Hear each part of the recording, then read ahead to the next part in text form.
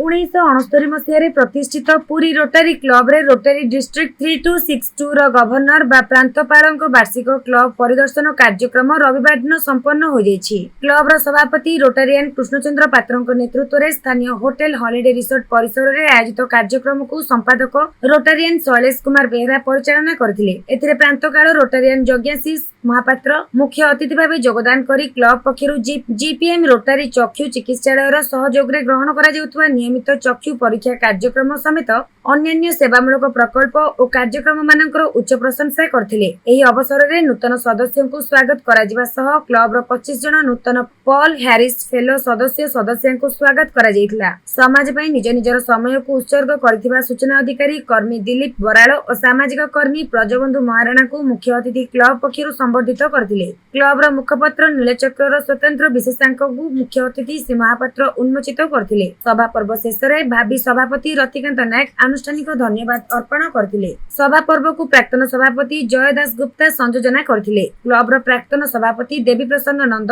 नारायण दास, बद्री नारायण पात्र, अजय कुमार साहा एवं कमलेन्दु दास प्रमुख कार्यक्रम परिचालन रे सहयोग प्रदान करथिले। एथिरे क्लब रो संख्याधिक सदस्य परिवार सह योगदान करथिले।